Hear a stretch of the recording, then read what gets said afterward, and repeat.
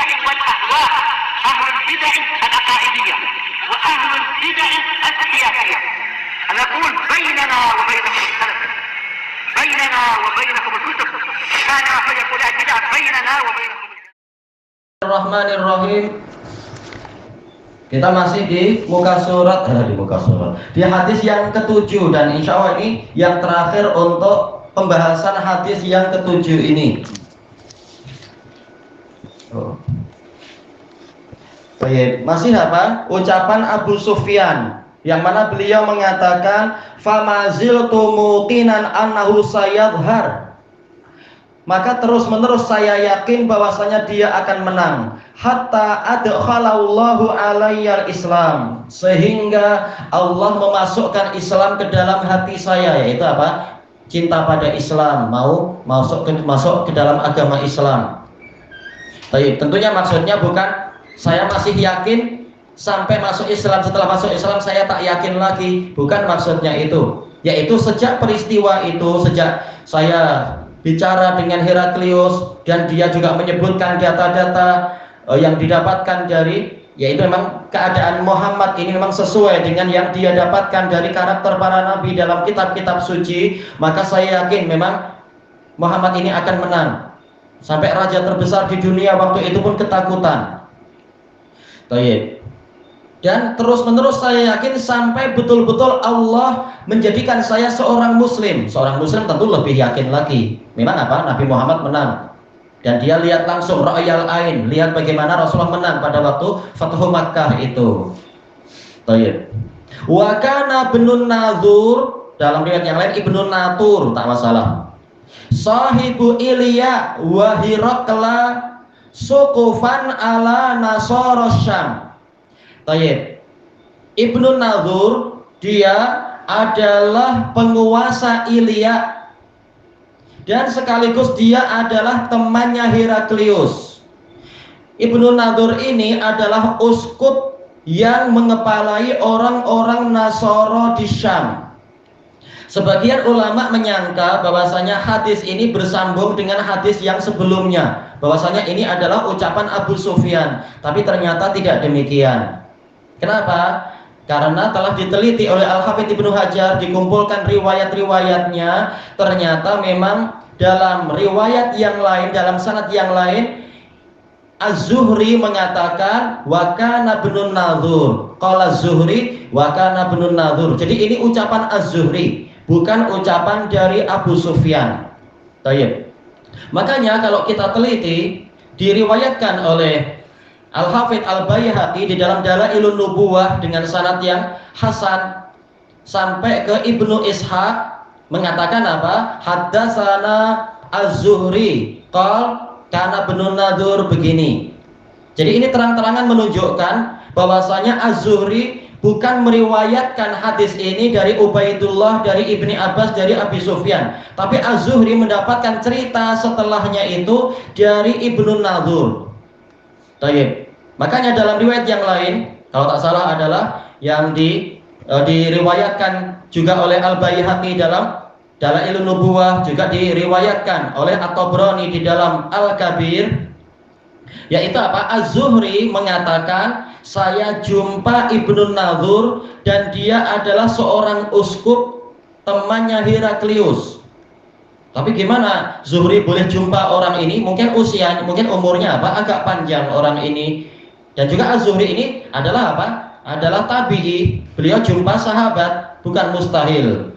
Makanya dalam riwayat yang lain Az-Zuhri mengatakan, saya menjumpai dia pada masa pemerintahan Abdul Malik bin Marwan. Dan mereka di Syam, semuanya di Syam. Syam sudah menjadi apa? Negara kaum muslimin, ma'ruf. Bahkan jadi ibu negara kaum muslimin. Baik, maka ini cerita dari Ibnu Nadhur.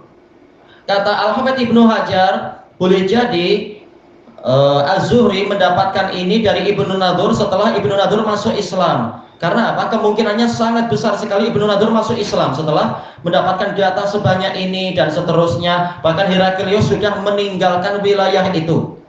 Maka disebutkan Ibnu Nadhur khawatir dalam masa-masa perang setelah itu Heraklius pergi, dan memang Heraklius pergi. Yang menang kaum muslimin. Menunjukkan apa? bahwasanya cerita masa lampau dan ramalan masa lampau itu tepat, ini memang Nabi, maka kemungkinan sangat besar Ibnu Nadur ini memang sudah masuk Islam ketika dijumpai oleh Az-Zuhri. Ini dikatakan sebagai apa? Mudraj, yaitu sisipan. Dia bukan dari sabda Rasulullah, bukan dari masuk ke dalam hadis sahabat, tapi ini cerita dari Az-Zuhri. Ini namanya mudraj, yaitu sisipan untuk tambahan faedah. Az-Zuhri memberikan tambahan faedah untuk para murid. Ibnu Nadur sebagaimana dijelaskan oleh para pensyarah, dijelaskan oleh Ibnu Battal Al-Qurtubi, artinya adalah apa? Yaitu anak dari pengawas kebun kurma. Boleh jadi apa? Orang tuanya adalah pengawas kebun kurma.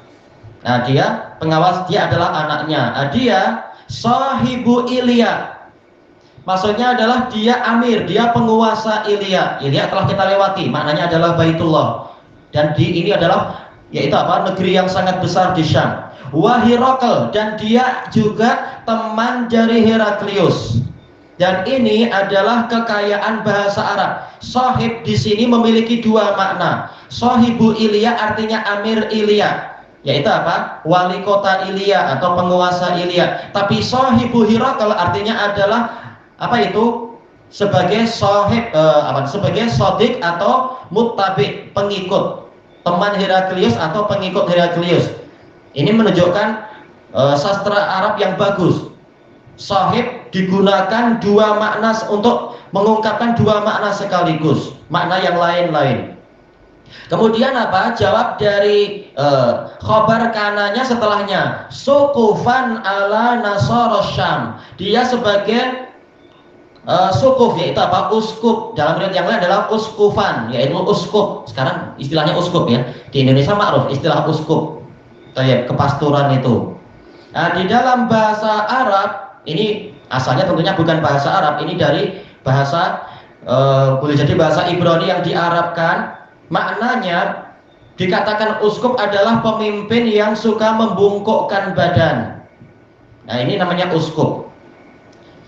Uskup sebagai penguasa ala Nasara Syam, orang-orang Nasara di Syam. Taib, Nasara itu kenapa dikatakan Nasara, Nasrani? Nah, ini khilaf para ulama. Boleh jadi diambil dari apa? Nasirah, yaitu nama tempat di Syam sana, atau boleh jadi dari Nasronah, itu juga nama tempat. Atau kemungkinan yang lain adalah yang disebutkan dalam Quran. Falamma ahassa Isa minhumul kufra qala man ansari ila Allah qala al-hawariyuna nahnu ansarullah amanna billahi washhad bi anna muslimun.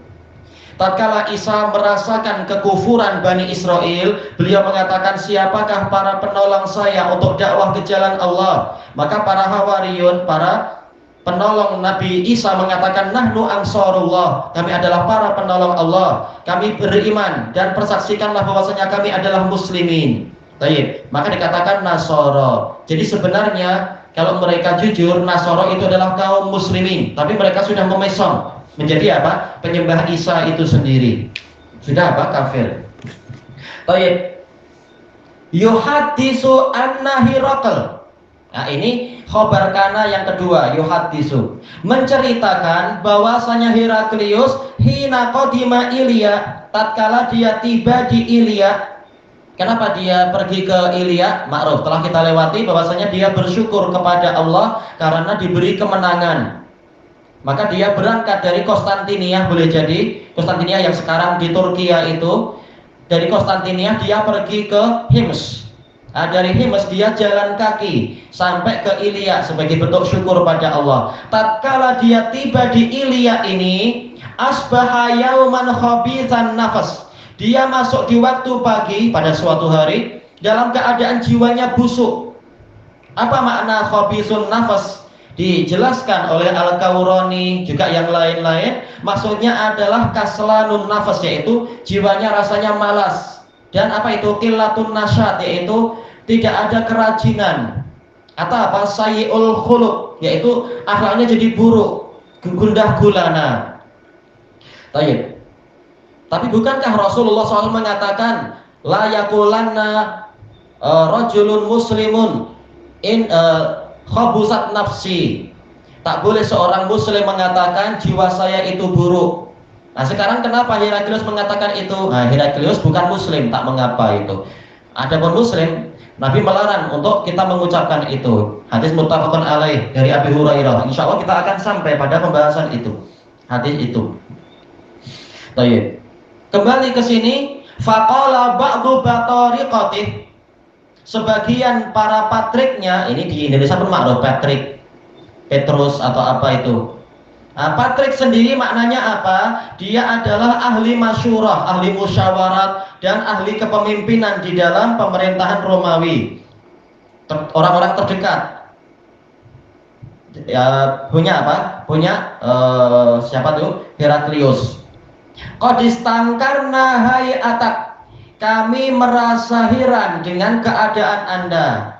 Di sini kita mendapatkan faedah bahwasanya al-khuruj anil adah yajlibul istingkar. Itu keluar dari tradisi itu akan mendatangkan pengingkaran. Pengingkaran maksudnya merasa heran, kenapa tidak seperti biasa? Nah, sekarang mereka melihat Heraklius lain dari biasanya. Biasanya dia ceria, terutama setelah kemenangan besar menghadapi Persia. Kenapa sekarang dia nampak gundah gulana, gusar dan buruk dan sebagainya? Qala Ibnu Nadur, lalu Ibnu Nadur cerita, karena dia teman Heraklius, dia cerita, wa kana Herakl hazzaan. Heraklius ini adalah tukang ramal, yaitu apa? Ahli perbintangan, ahli apa itu istilahnya astrologi ya, ramalan bintang. Dia hazza artinya adalah kahin, yaitu dukun, bomo. Yang dzurufin nujum, dia melihat pada bintang-bintang untuk meramalkan peristiwa. Faqala lahum hina sa'alu, maka Heraklius berkata kepada para apa ini istilahnya orang-orang terdekatnya tatkala mereka tanya, inni ra'aitul lailata hina nadhartu fin nujum malikal khitan. Sesungguhnya saya tadi malam melihat, dijelaskan oleh para ulama, maksudnya dia bermimpi tatkala saya melihat ke bintang-bintang, saya melakukan ramalan-ramalan lalu saya tidur. Ternyata di waktu tidur itu ada jawaban. Apa itu? Malikal khitan qad dhahar. Raja dari orang-orang yang berkhitan itu telah muncul. Khitan ini masdar wazan fi'al, tapi maksudnya adalah apa? Jamak taksir, orang-orang yang berkhitan, muhtatinun. Baik. Jadi ternyata saya bermimpi ada jawaban dari peramalan yang saya cari-cari tadi itu, saya ramal-ramalkan. Jawabannya ketika saya tidur, ternyata raja dari orang-orang berkhitan telah muncul. Maka saya merasa gundah karena apa? Berarti kekuasaan saya di sini akan segera sirna. Faman yahtatinu min hadhil ummah. Maka siapakah yang berkhitan dari umat ini? Maksudnya umat ini maksudnya adalah apa? Orang di zaman ini sampai hari kiamat, seperti yang dijelaskan oleh Al-Qawrani dalam syarah beliau. Qalu laisa yahtatinu illal yahud. Tidak ada yang berkhitan kecuali orang Yahudi. Ini menunjukkan boleh setelah laisa itu fi'il mudhari, tidak wajib fi'il madhi. Dan itu ada beberapa contoh dalam syair tentang apa? Laisa setelahnya adalah fi'il mudhari. Walaisa tarahu qari'an sinna nadimi, dan engkau tidak akan melihat dia itu masuk ke usia penyesalan atas umur yang hilang. Laisa dengan fi'il mudhari. Tidak ada yang berkhitan kecuali Yahudi, karena Yahudi masih melestarikan tradisi nenek moyangnya, yaitu Nabi Ibrahim dalam masalah ini. Fala yuhimmannaka sya'nuhum, maka urusan mereka jangan sekali-kali membuat Anda sedih dan terganggu. Yuhimmannak yaitu apa? Membuat Anda sedih, membuat Anda terganggu. Kenapa? Dijelaskan oleh para pensyarah, karena Yahudi tak punya kekuasaan sama sekali. Mereka kalau dibayar senang aja untuk menjilat sama kita, dan mereka juga sudah kita tindas, mereka hamba sahaya. Maka tak perlu Anda pening dengan itu. Baik. Sampai disebutkan bahwasanya kota Hims yang nanti Heraklius akan pergi ke Hims lagi, semula apa? Dari Konstantinia pergi ke Hims, dari Hims pergi ke Ilia. Nanti dari Ilia kembali ke Hims. Hims itu dibangun oleh orang-orang Yahudi yang dipekerjakan oleh Heraklius menurut sebagian pendapat. Ini mereka sekedar apa? Hamba sahaya saja. Anda tak perlu khawatir. Baik, kemudian Mereka mengatakan waktu ila madaini mulki, tulislah surat kepada kota-kota yang di bawah kekuasaan Anda. Madain jamak dari Madinah. Nah, dijelaskan oleh Al-Jauhari di dalam kitab beliau As-Sihah fil Lughah. Kalau Madinah, orang lahir di Madinah, panggilannya apa? Madini. Sebentar. Yaitu apa? Kalau Madinah Nabawiyah, dia dipanggil Madani. Kalau Madinah Nabawiyah yang di Yasrib itu, dia dikatakan Madani. Tapi kalau Madinah yang di Syam, itu dia dikatakan Madini. Tapi kalau Madain yang di Irak dikatakan Al-Madaini. Dan tiga-tiganya ada di dalam nama-nama orang, di dalam nisbat para muhaddisin.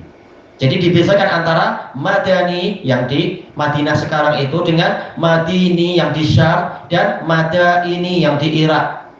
Walaupun tentunya ini tidak wajib demikian, ada khilaf. Tapi secara umum kebanyakannya demikian untuk membedakan. Tapi ini Madain tidak wajib di Irak, intinya kota-kota yang Anda kuasai. Jelas waktu itu yang di Irak masih menjadi kekuasaan yang sangat besar milik orang Persia.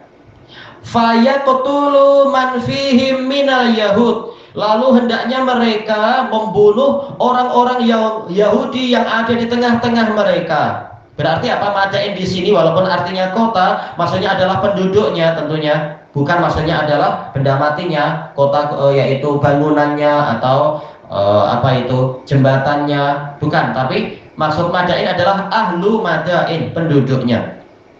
Baik, kemudian fabainamahum ala amrihim, tatkala mereka sedang dalam urusan mereka, yaitu dalam riwayat yang lain Heraklius mau menulis surat agar apa? Semua Yahudi dibunuh, agar tidak ada yang mampu tampil mengalahkan Heraklius.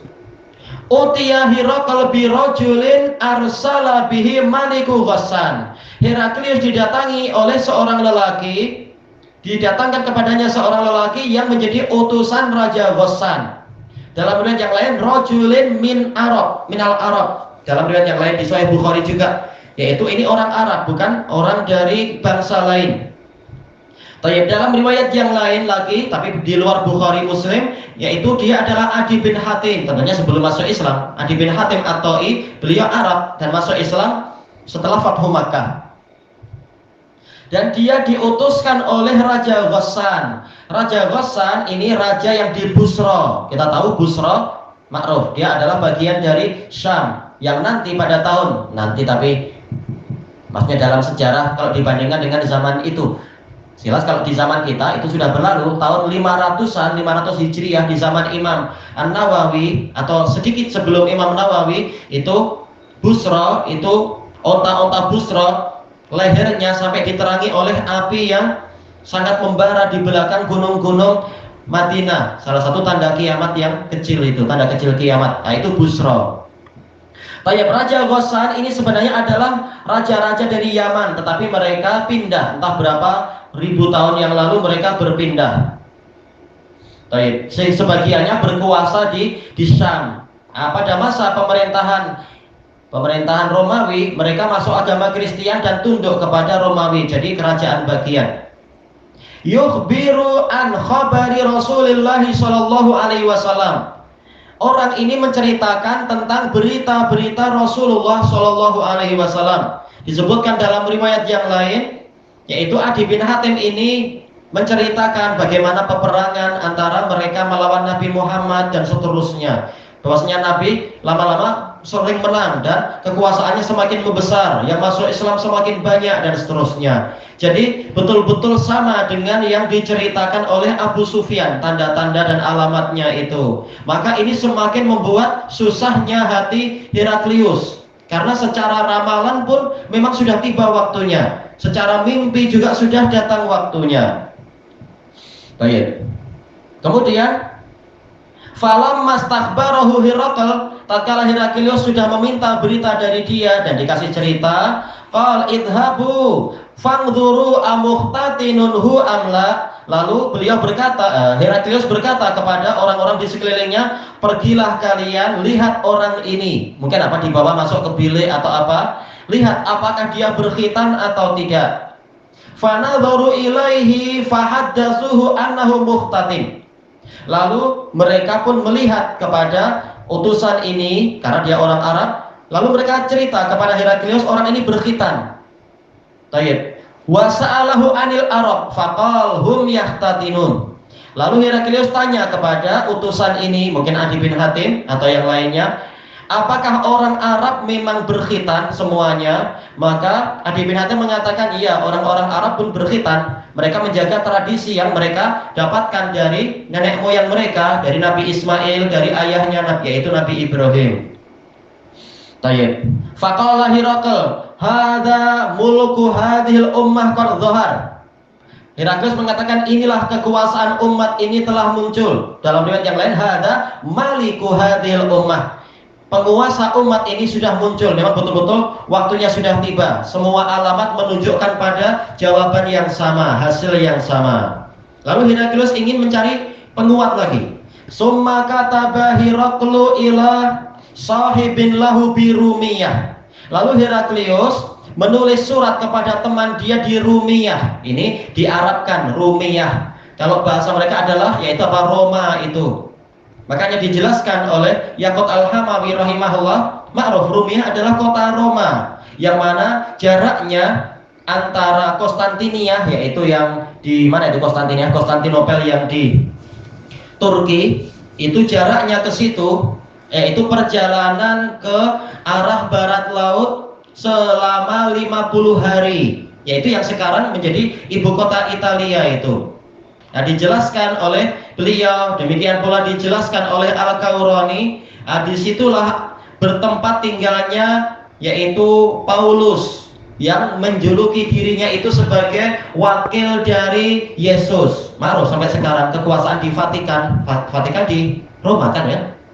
Baik. Dan dijelaskan panjang lebar oleh Yaqut Al-Hamawi bahwasanya seakan-akan apa? Di dalam negara itu memang ada negara, memang mereka berdiri sendiri. Dipersiapkan untuk nanti muncul lagi di suatu saat nanti. Baik, dan memang nanti mereka muncul lagi membesar. Nah, itulah Rumiyah, itulah Roma. Baik. Kemudian disebutkan di sini wa kana nadhirahu fil ilm. Teman dia ini yang di Roma ini yang dikatakan apa? Dogotir. Sebagaimana dalam riwayat banyak sekali namanya Dogotir. Ini pendekatan bahasa Arab. Entah bagaimana cara penulisannya di bahasa Ibrani mereka. Dia setara dengan Heraklius dalam masalah ilmu. Berarti apa? Memang dia paham masalah ilmu perbintangan, juga paham tentang masalah ilmu kitab suci. Baik. Kemudian setelah dia nulis surat itu, dia minta berita dan penjelasan. Wasara Hiraklu ila Hims. Heraklius pergi berangkat ke Hims, balik lagi ke Hims sebelum dia kembali ke pusat kekuasaan di Konstantinia. Nah, Hims ini adalah ma'ruf, kota yang lebih besar daripada Ilya. Sekarang mungkin apa? Masuk ke Hims itu masuk ke Jordan kalau tak salah katanya. Wallahu a'lam. Dia dibangun oleh seseorang yang namanya Hims, dan dia asalnya adalah orang Arab Aribah, Arab yang sangat tua, Hims al-Imliqi, yaitu di zaman siapa? Sanadnya itu sampai ke zaman kaum Ad, di zaman Nabi siapa? Nabi Hud yang ditinggal di daerah Mahroh, Yaman. Mereka adalah orang Yaman. Ini entah berapa ribu tahun yang lalu dibangunnya kota Hims itu. Sebagian yang lain mengatakan dibangun oleh orang-orang Yahudi. Bukan mustahil setelah itu diperbaharui oleh orang Yahudi, tapi yang membangun pertama kali adalah Hims al-Imliqi, orang Arab yang zamannya sangat tua. Falam yarim Himsa hatta atahu kitabun min sahibi. Tidaklah dia meninggalkan Hims. Kita tahu dia di Hims bukan berlama-lama, dia mau pergi lagi balik ke Konstantinopel, Bizantium itu. Belum lagi dia meninggalkan Hims, yarim yaitu apa? Yaitu yufarid, memisahkan diri. Belum lagi dia meninggalkan kota Hims sehingga dia didatangi oleh sebuah surat dari teman dia yang tadi itu dari Roma. Yuwafiqu ra'ya Hirakl, yang menyepakati pendapat Heraklius ala khurujin Nabi sallallahu alaihi wasallam, tentang keluarnya Nabi sallallahu alaihi wasallam, wa annahu nabi, dan mengatakan memang dia adalah nabi. Makanya diriwayatkan dari hadis yang lain, hadis Dihyah bin Khalifah Al-Kalbi radhiyallahu anhu, walaupun sanadnya ada kelemahan, tapi ada beberapa penguat.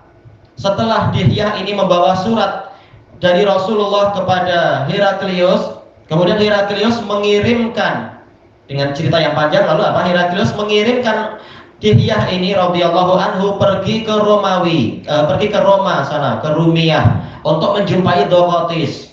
Ternyata apa? Dia dapati memang Dhoqatis sudah mendapatkan data, memang Nabi sudah muncul di zaman sekarang ini, alamatnya sudah lengkap.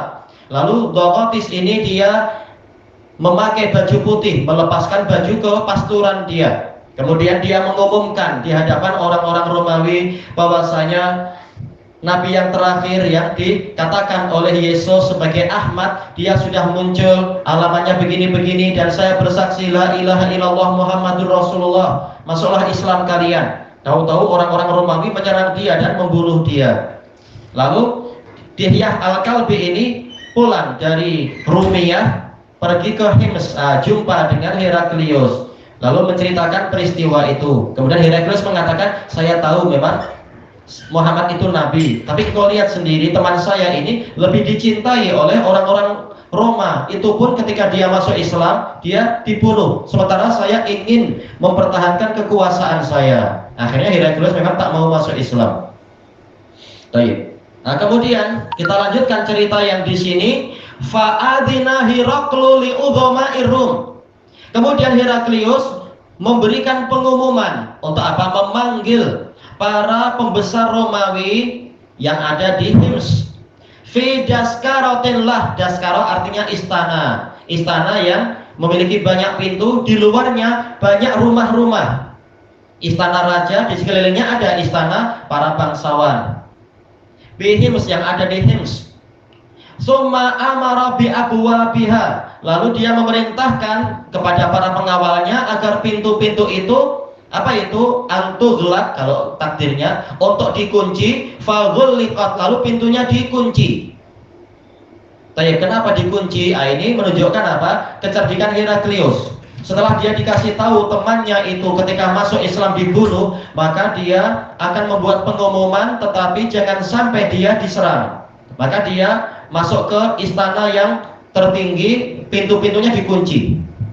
Kemudian apa? Dia memberikan pengumuman kepada para pembesar yang ada di istana di sekelilingnya itu. Inilah yang dimaksudkan di dalam cerita ini.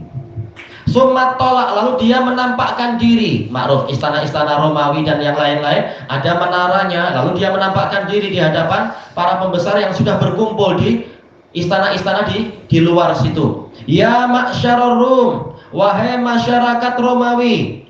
Baik, ini masing-masing kata insya Allah tak perlu ya. Ma'ruf, masyar ini jamaah.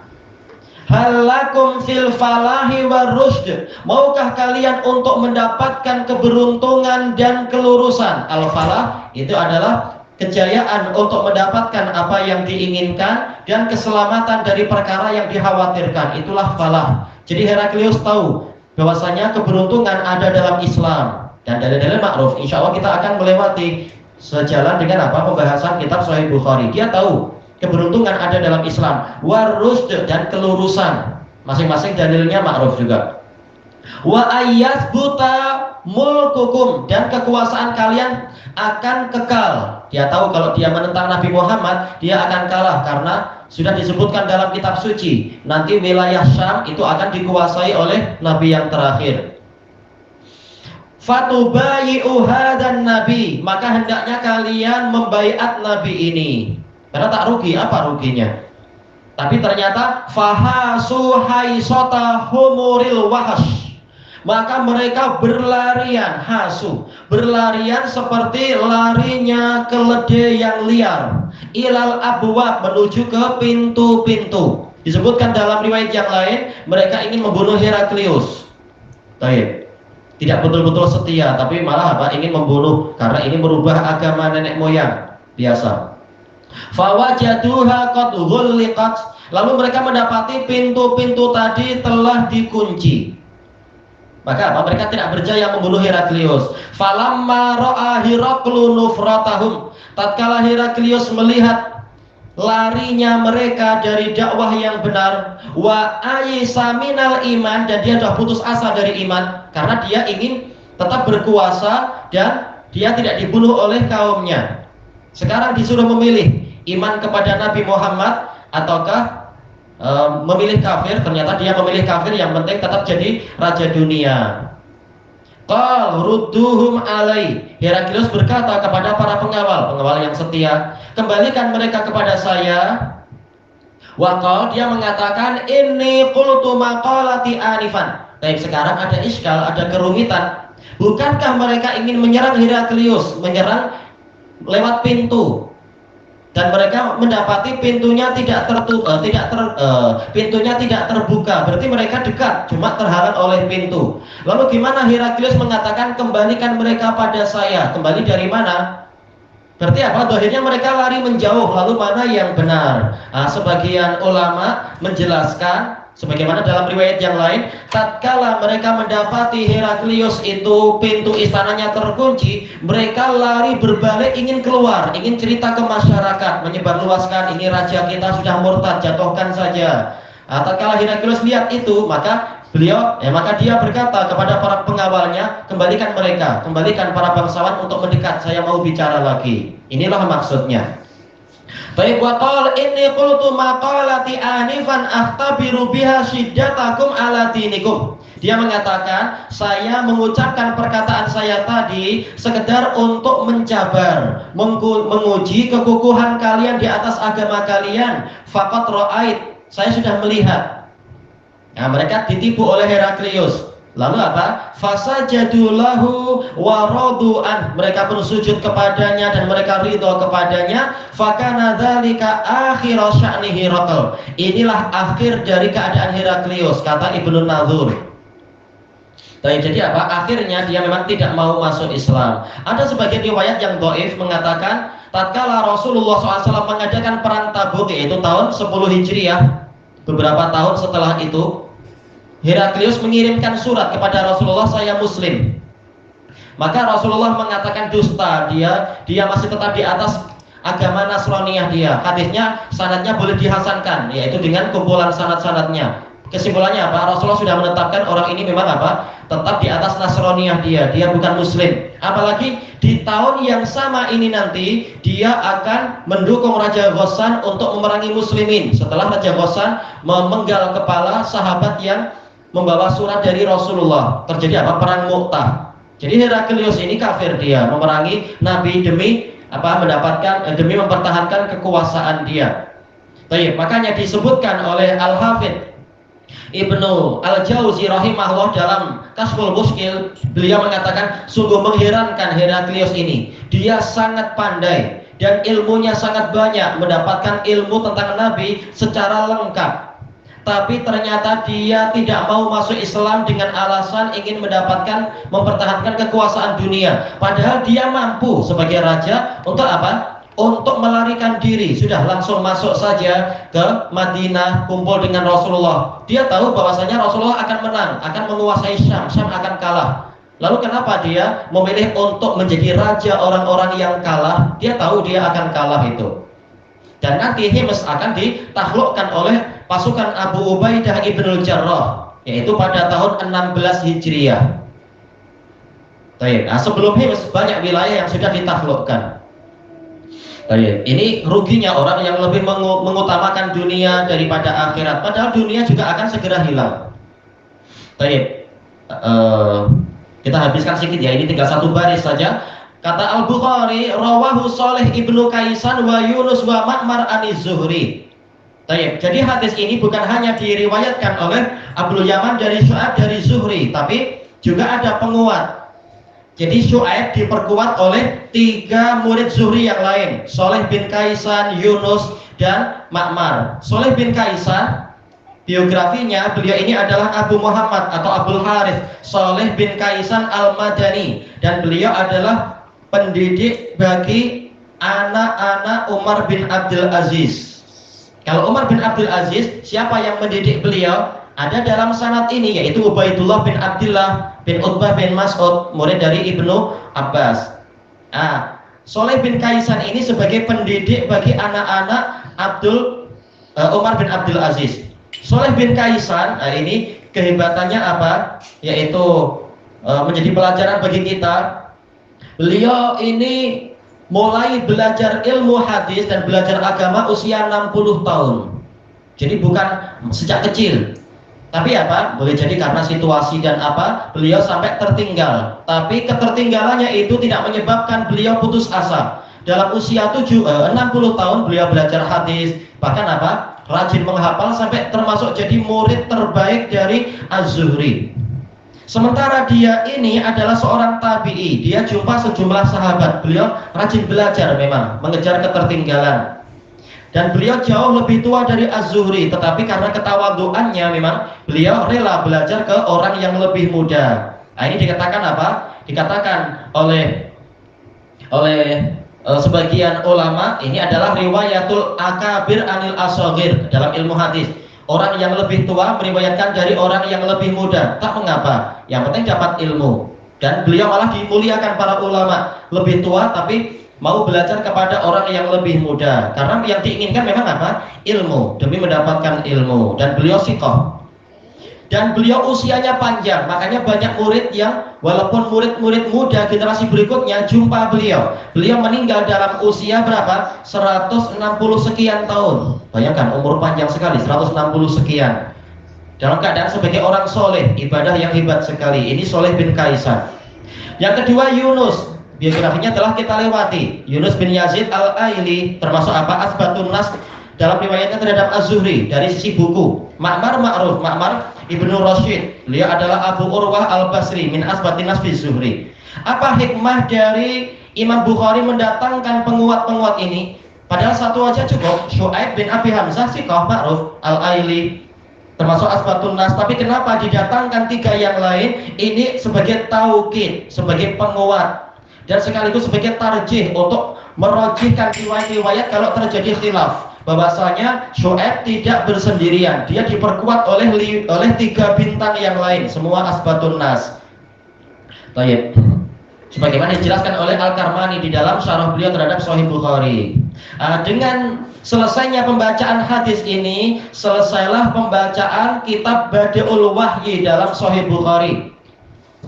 Dan hadis ini, hadis yang ketujuh ini, hadis yang sangat agung, sampai-sampai Imam Bukhari mengulang dalam Sahih Bukhari ini sampai 10 kali di dalam kitabnya ini. Dalam kitab apa ini? Sahih Bukhari diulang 10 kali karena faedahnya banyak di berbagai tempat. Nanti insya Allah kalau umur kita panjang, kita akan jumpa dia lagi, jumpa hadis ini dengan sanad yang lain. Thayyib, ilahuna wallahu a'lam. Subhanakallahumma wa bihamdika la ilaha illa anta astaghfiruka wa atubu ilaik. Walhamdulillahirabbil alamin. Jazakumullahu khairan.